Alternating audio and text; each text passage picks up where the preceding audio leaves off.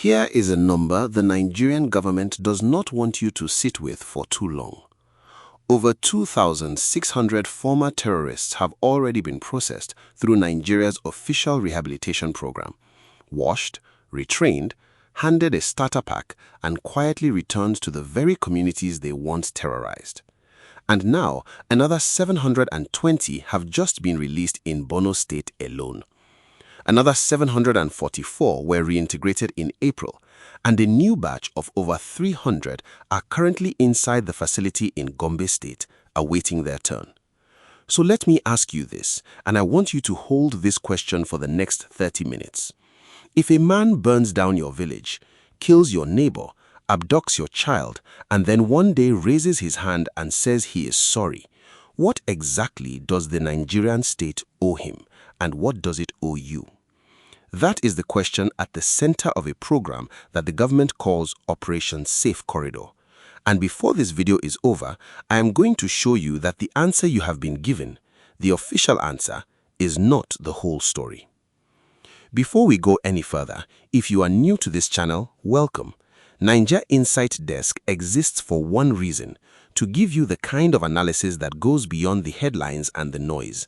Subscribe now, because this conversation is about to get deeper. You cannot understand why this program exists without first understanding the scale of what it is trying to solve. And that scale, let me warn you now, is more alarming than the program itself.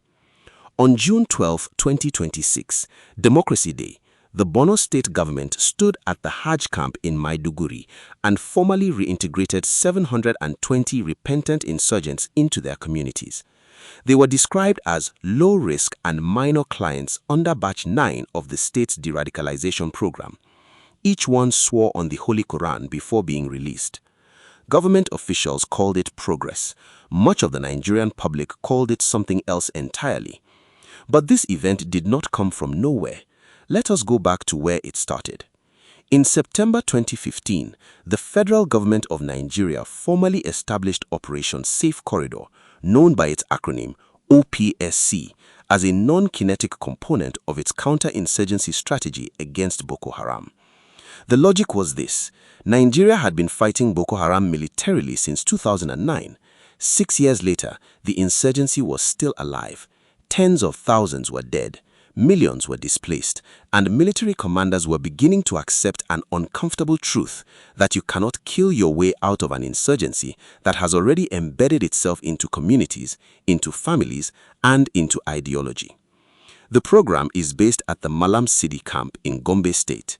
It accepts voluntary defectors, people who surrender themselves or are captured and assessed as low-level, and runs them through a structured process: psychological rehabilitation, religious de-radicalization, vocational training, civic education, and what they call behavioral transformation. Graduates receive a starter pack. Some receive farming tools and inputs through a newer agribusiness initiative called Seeds for Hope, run in partnership with the International Institute of Tropical Agriculture. The government's official recidivism rate for this program is less than 2%. I will come back to that number, and I will show you exactly why it deserves much closer scrutiny. As of August 2025, the federal government confirmed that over 2,600 former fighters had already completed rehabilitation. A new cohort of 300 had surrendered voluntarily, most from the Northwest and North Central, regions where the insurgency is evolving, not retreating. In April 2026, another 744 graduated in Gombe, and as of this month, Borno State has added 720 more. So the total number of people who have passed through or are currently inside Nigeria's official rehabilitation pipeline is now in the thousands. The headline, 3,000 repentant terrorists, that you may have seen on social media, that is not far from the actual cumulative count. Now here is the question the government has struggled to answer. Is this a program that builds peace or one that rewards violence? To answer that, we need to go inside the institution itself, because Operation Safe Corridor was designed in a vacuum. It was designed within a specific legal and constitutional framework, and whether it operates within that framework is a very different question. Let us be precise about what Operation Safe Corridor is and is not. Because the government has been deliberately imprecise, and that ambiguity is doing a lot of political work. OPSC is not a court. It is not a prosecutorial body. It is not a Truth and Reconciliation Commission. It is a military-administered administrative program, meaning it has no formal judicial mandate, no statutory authority to grant immunity, and no binding power over state or federal prosecutors. And yet, in practice, it functions as de facto amnesty, because once a person enters the program, prosecution is effectively suspended. Here is the detail that stops the conversation dead. According to research conducted for the International Crisis Group, between 20 and 25% of the people processed through Operation Safe Corridor, assessed by the participants themselves, were not fighters at all. They were ordinary villagers, farmers, and civilians who happened to be living in Boko Haram-controlled territory when government forces arrived. They were labeled defectors and funneled into the program alongside actual combatants. The camp did not distinguish. The system could not tell the difference. Now, let us talk about who actually runs this thing. OPSC sits under the National Counter-Terrorism Center, the NCTC, which is itself under the Office of the National Security Advisor. The program coordinator is a brigadier general. In other words, a military officer administers the rehabilitation of people accused of crimes that under Nigerian law range from murder and kidnapping to terrorism and treason. These aren't minor offenses. Under the Terrorism Prevention Act 2011, as amended in 2013, terrorism carries a maximum sentence of life imprisonment. Some offenses carry the death penalty. None of that applies if you walk into Malam Sidi camp. Where does legitimate authority end and overreach begin? The Nigerian constitution is silent on rehabilitation programs of this nature. There is no executive order that formally grants immunity. There is no legislative framework that explicitly authorizes the suspension of prosecution. The program operates in a legal gray zone, which means its authority rests almost entirely on executive discretion. And executive discretion in Nigeria is notoriously contingent on political calculation. Has the institution been captured? That is a harder question, but this much is documented. The program coordinator, Brigadier General Yusuf Ali, acknowledged in 2026 that the Nigerian public lacks adequate understanding of the program structure, a framing that treats public concern as an education problem, not a legitimacy problem. And the 2026 investigation found what researchers describe as deep allegations that some program participants maintain active operational linkages with Boko Haram networks, including alleged facilitation of abductions. If those allegations are substantiated, the program is not just flawed, it has been compromised. I said at the start that victims are largely absent from this story. By the time we reach Section 7, I'm going to show you exactly why that absence is not accidental and why it is the single biggest structural threat to this program's long-term survival. Now, we need to move from the institutional framework to the political layer, because nothing in Nigeria happens without a political logic underneath it, and Operation Safe Corridor is no exception. Let me state the political reality plainly. No Nigerian government has ever taken significant domestic political heat for releasing a terrorist. That's a statement worth sitting with, because it tells you something important about how power is structured in the Northeast and in the Northwest, where the program is now being expanded. Who gains? Governor Babagana Zulum of Borno State is a complex figure in the story. He was, in 2021, one of the most vocal critics of the de-radicalization program, publicly condemning it as premature and unaccountable. And yet, it is his government that just released 720 insurgents in a single ceremony. What changed? The short answer is that the security calculus shifted. Borno State has been unable to achieve military dominance over ISWAP, the faction that replaced Boko Haram as the dominant insurgent force after Abubakar Shekau's death in 2021. When you can't win militarily, the political incentive shifts towards managed integration as a stability tool. Borno State needs to make its communities look like they are returning to normal. Graduation ceremonies deliver optics that drone strikes cannot. At the federal level, President Tinubu's government inherits this program and amplifies it. The expansion into the Northwest and North Central, announced in 2025, with 300 new entrants primarily from those regions, signals that the administration sees de-radicalization as a scalable tool for managing the banditry crisis. Banditry in the Northwest has killed more Nigerians in the last 5 years than Boko Haram has. If Operation Safe Corridor can be adapted for bandits, it relieves military pressure in a region where the Nigerian army has repeatedly struggled to hold ground. Who loses? First, victims. Every family that lost a member to Boko Haram, every community raised by ISWAP, every woman taken as a wife, every child conscripted as a fighter, they have no formal seat in this process. There is no victim compensation fund attached to OPSC. There is no restorative justice component. The perpetrator gets a starter pack. The victim gets a community post on Borno state government social media. And second, the credibility of the Nigerian justice system. When the state chooses rehabilitation over prosecution for mass atrocities without any transparent legal framework, it signals to every actor in the security landscape that violence has a ceiling, but no floor. You can kill, you can kidnap, you can burn. As long as you eventually surrender, the state will negotiate. And here is the case study that makes this concrete.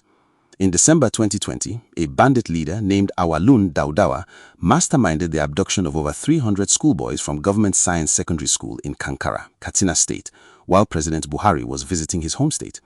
In February 2021, Daudawa appeared at the Zamfara government house, surrounded by cameras, swore on the Quran that he had repented, and was received into a peace accord. Reports later emerged that he was paid millions of naira as part of the settlement. Barely 9 days after his release, he had returned to the forest. He was eventually killed by a rival gang, not by the Nigerian state, while rustling cattle in Zamfara. The system that released him celebrated his repentance on television. It never answered for what came next. What does this signal for 2027? The Northeast and Northwest represent a combined 30+ senatorial districts and tens of millions of registered voters.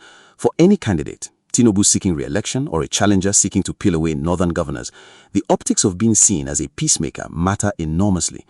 Operation Safe Corridor, whatever its genuine security logic, is also a political asset. Every graduation ceremony is a press release.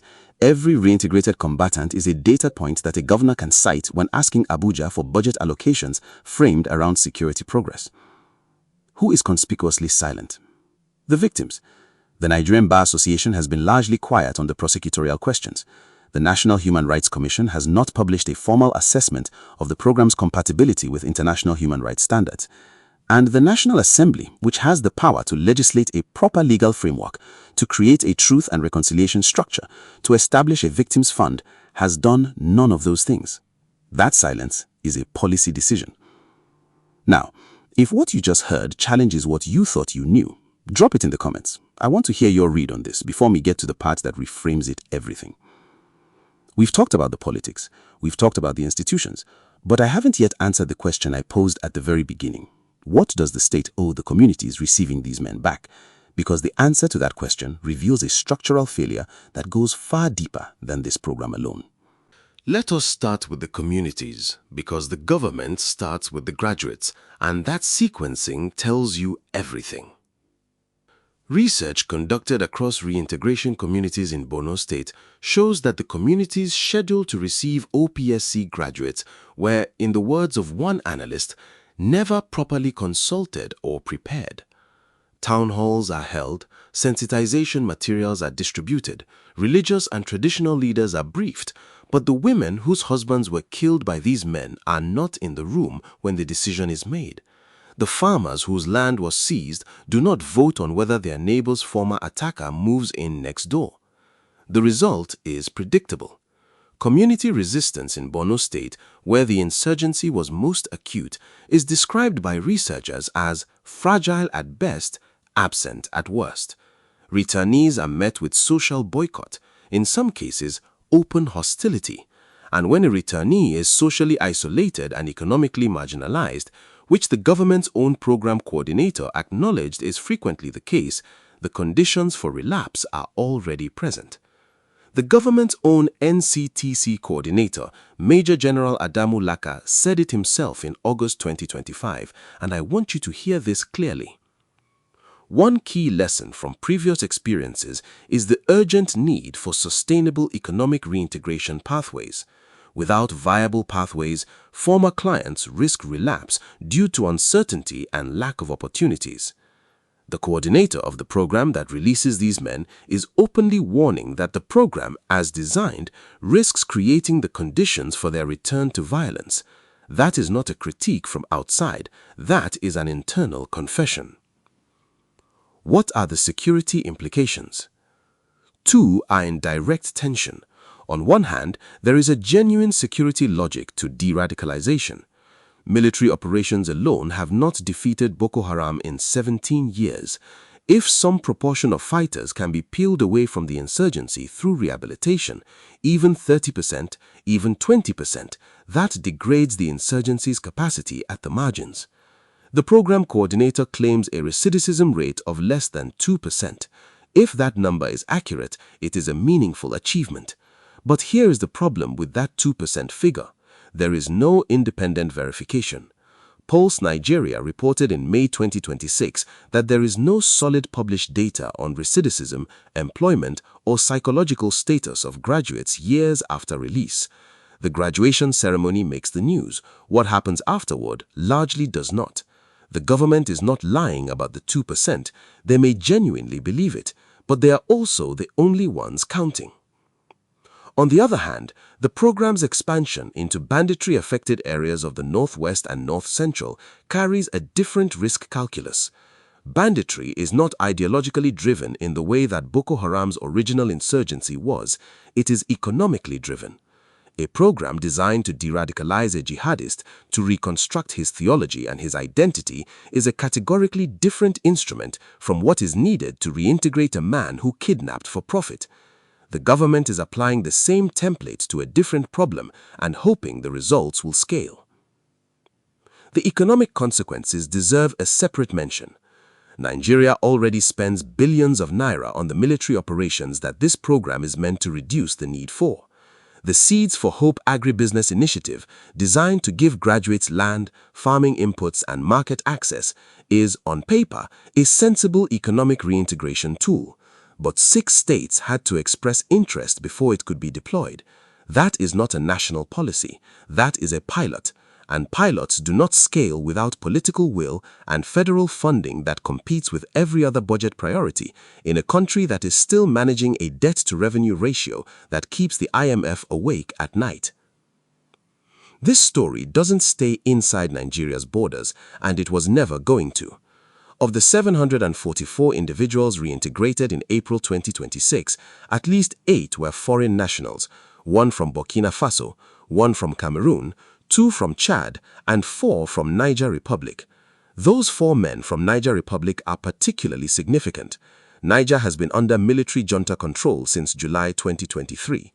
ECOWAS sanctions initially imposed and then effectively suspended have left a diplomatic vacuum. The junta in Niamey has explicitly invited Russian military presence, and in that environment, the question of what happens to a rehabilitated Nigerian program graduate who is then returned across a porous border to a country with no functioning counterterrorism coordination with Abuja, that question has no clean answer. The Lake Chad Basin Commission, which coordinates counterterrorism across Nigeria, Niger, Chad, and Cameroon, has frameworks for this kind of cross-border reintegration. But the frameworks are only as strong as the political relationships underneath them, and right now, those relationships are under significant stress. For the diaspora, particularly in the UK, the US, and Canada, this story intersects with a question that comes up every time a new security development emerges in the Northeast. Why does the Nigerian government negotiate with terrorists but refuse to negotiate with legitimate political grievances?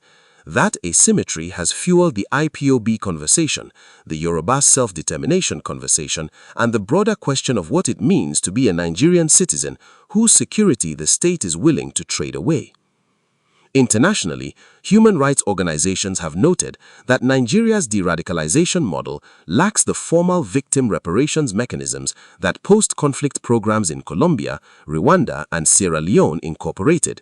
The absence of a truth-telling component is not just a moral gap, it's a strategic one. Without acknowledgement of harm, the social contract between returnees and receiving communities has no foundation. Before I close this out, I want to do something that the social media discourse on this topic consistently refuses to do: steelman the government's position. The strongest argument for Operation Safe Corridor is this: Boko Haram is not a monolith, never has been. From its earliest days under Mohammed Yusuf, through the Shekau era, through the ISWAP split and Shekau's death, the organization has fractured, evolved, and recruited across a spectrum, from true ideological believers to coerced child soldiers to desperate farmers who saw no other option.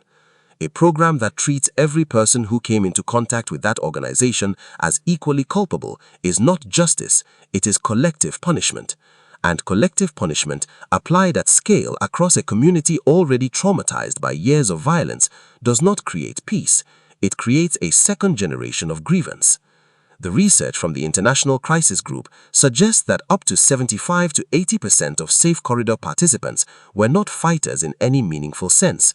If that assessment is even partially accurate, then the program is not releasing terrorists, it's releasing people the war machines swept up and giving them a path back to something resembling civilian life. What are the most common misconceptions? The first is that de-radicalization is the same as amnesty. It is not. Amnesty is a legal act. It extinguishes criminal liability. De-radicalization is an administrative process that suspends it.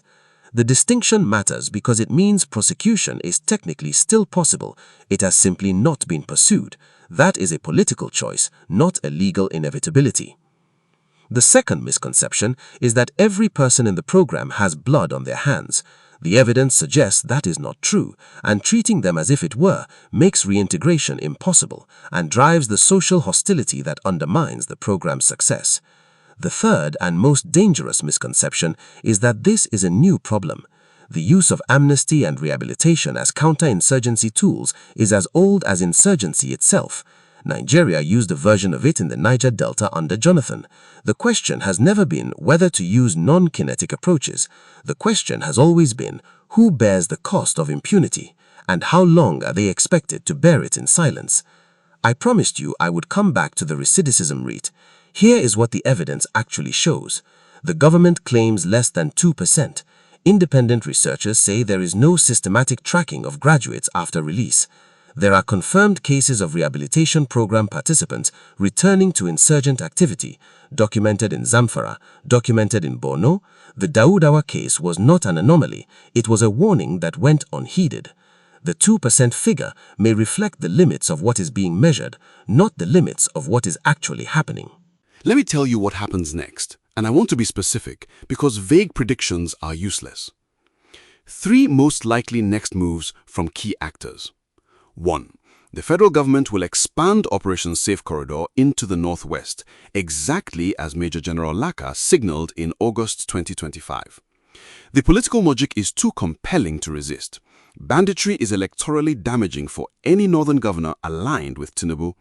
If the rehabilitation model can be adapted, even imperfectly, it gives those governors a non-military tool to point to during campaign season. 2. Borno State under Zulum will continue batch releases, likely quarterly, likely with increasing numbers, while the security situation in the northeast remains a managed stalemate. ISWAP is not defeated. The multinational joint task force is operational but stretched. Reintegration of low-level fighters is, from Zulum's perspective, a way to reduce the pipeline of replaceable foot soldiers at the margins. Whether it works or not, it produces press events. 3. The victims question will force its way onto the agenda through civil society, not government. The growing pushback from Nigerians, documented on social media, amplified by investigative outlets, represents an accountability pressure that has no current institutional channel. If the National Assembly does not create one, the next major reintegration batch will trigger something more than online outrage. What signals should you watch for? Watch for whether the Seeds for Hope agribusiness program receives federal budget appropriation in 2027. Right now, it is a partnership pilot. If it becomes a budget line, the program is being institutionalized. If it disappears from the appropriation, the government is already retreating. Watch for whether any Safe Corridor graduate is publicly named in connection with a new security incident. One confirmed and reported case with documentation will collapse public support for the program faster than any policy argument. Watch for ECOWAS. The junta states, Mali, Burkina Faso, and Niger, are expanding their security frameworks outside the ECOWAS architecture. If Nigeria loses its ability to coordinate cross-border counterterrorism intelligence, the reintegration of foreign nationals through OPSC becomes a much higher risk proposition. What is the 12-month and 3-year impact if the current trajectory holds? In 12 months, more batch releases, more public opposition, no legislative framework, no victims fund, no independent recidivism tracking.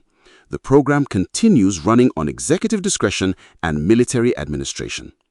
In 3 years, if 2027 elections bring a government with a different Northern Coalition calculus, the program's political sponsors may change, and a program with no legislative foundation can be paused, restructured, or quietly shelved without any public accountability. That is the risk of building security policy on political will alone. I asked you a question at the beginning of this video. I asked you, if a man burns down your village, kills your neighbor, abducts your child, and then raises his hand and says he is sorry, what exactly does the Nigerian state owe him, and what does it owe you? Here is my answer, and I will not dress it as anything more than analysis. The Nigerian state owes the returning combatant a pathway that does not produce another armed man. That is in the state's interest, and it is not morally wrong. A man who can farm, who can trade, who has been given some structural reason to stay in civil life, that man is less likely to return to the forest. That is not forgiveness. That is security architecture. But, and this is the part that the government has systematically refused to address, the state also owes the victim a system that does not require her silence as the price of the nation's peace. The absence of a formal victims mechanism is not an oversight, it is a political choice. And as long as that choice stands, every graduation ceremony at Malam Sidi camp is not just a security event, it is a message sent to every community that bore the cost of this insurgency that their suffering was the acceptable externality of someone else's settlement. That is a message the Nigerian state is not entitled to send without consequence. The question this video cannot answer, and the question I am leaving with you, is this. Who in Nigeria has the political standing to demand that victims are part of this equation, and why have they not done so yet? I want your analysis in the comments, not your outrage, your analysis, because the difference between the two is exactly the difference between what this channel is for and what every other platform is already doing. If this analysis gave you clarity, not agreement, clarity, share it with one person who needs to understand what is actually happening. Like, subscribe, and I will see you in the next one.